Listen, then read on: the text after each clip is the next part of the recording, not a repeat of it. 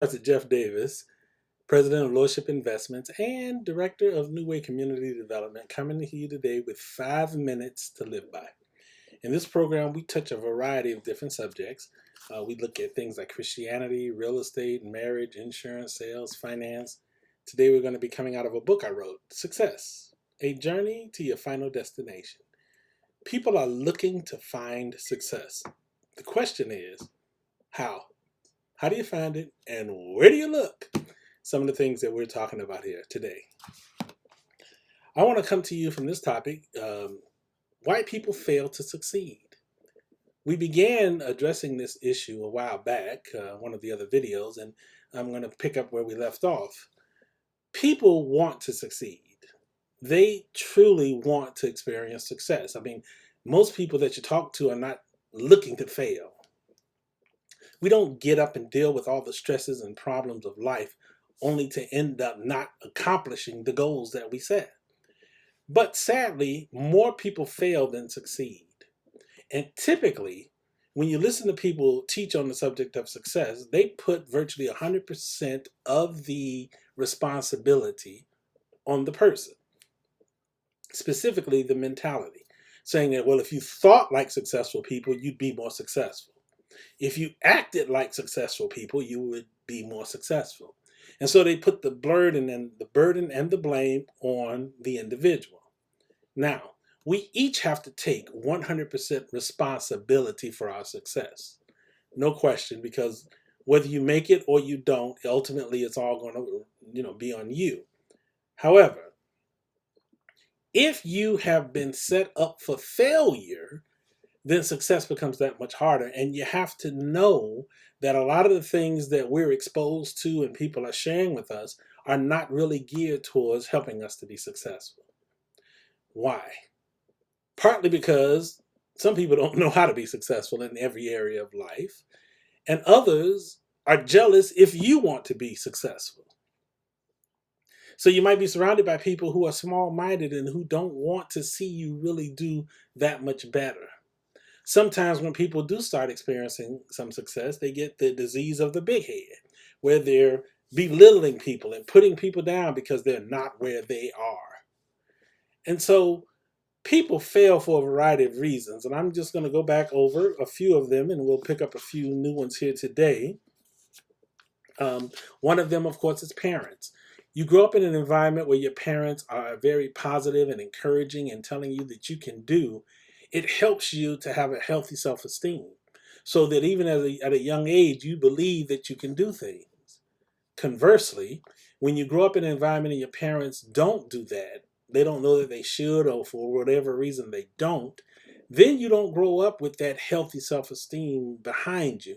And so a lot of it becomes internalized. You either have to find a way as a young age, 6 years old, to be positive, or you get sucked into the environment that you're in. And sometimes this helps to bring about feelings of inferiority. It can make you a bully because you're really lashing out and you don't know why.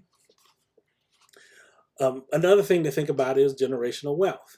If you grow up in a home, if your last name was Walton or Hilton, then you realize that you came from a family that had a lot of stuff.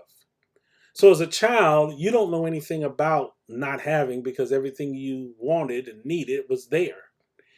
And so that mentality is different than the one from a child who grows up and doesn't have that. This land we live in is not the same for everybody. Because if you don't have resources, there are things in this world you just will not be able to do. And it creates a mentality of lack. And this mentality is detrimental to success. Because when you believe that you cannot do, you cannot do it. Life belongs to the man who believes he can, even if he doesn't see how, but at least he believes that he can. Lack. Lack is an enemy to success. And I'm not just talking about lack from the standpoint of stuff or money, though lack definitely we can relate in that area. But think about this for a minute.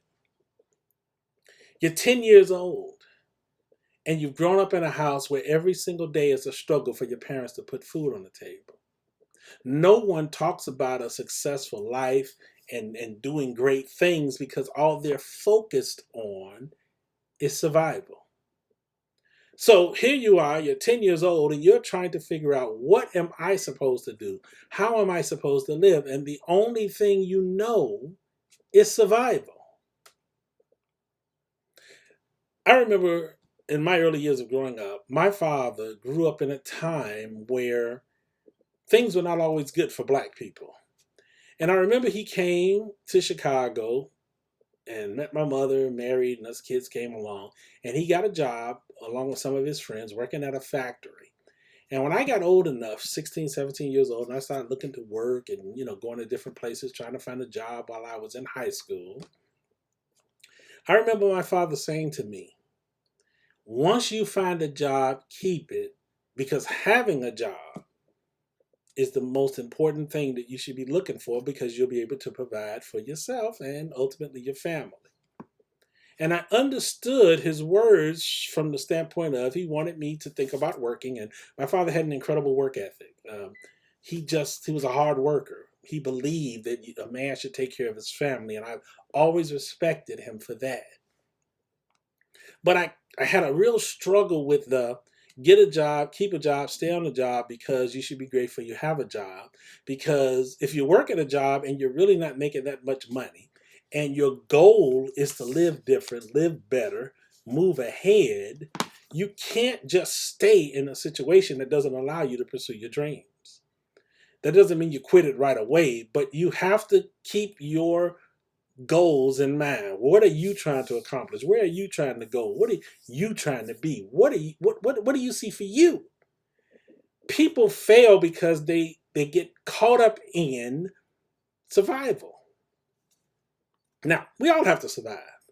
You got to have a place to live, and you got to have food to eat, and you got to have clothes to put on, and you got to take care of the people that are important to you. We all have a need to survive. But the reality is, you are not put on this earth just to make it. You were put on this earth to make a difference. And in order to do that, as we've said time and time again in this series, you have to embrace the fact that you were created to do some great things. That these dreams that you have in your mind and in your heart are really big dreams, because you're expected to do some really big stuff. So people fail when they look too small, they look too low, they don't reach for the stars, and they don't have healthy expectations.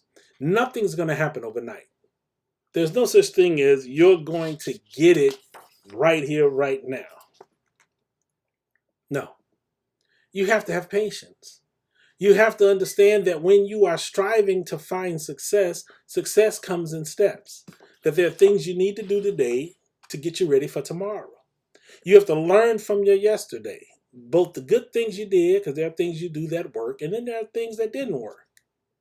If you want to be successful in every area of your life, then you have to learn from every one of these areas. There'll be some things that you may be very good at. Now, maybe you've got a great head on your shoulders, you're good for business, you're a hard worker, so you do well in the work environment, but you're terrible at home because you don't have that same drive, that same feeling when you get home. But you want to have a successful home and you want to have a successful job.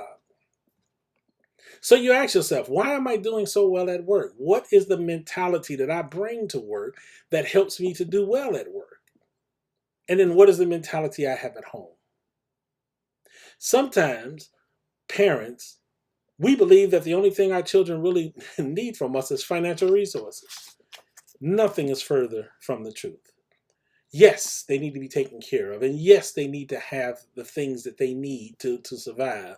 But most importantly, our children need us. They need our presence. They need our input. They need our wisdom. They need our experience. They need us to be there for them. So when you're striving to be successful, no matter what the area is, understand that sometimes you've been set up to fail.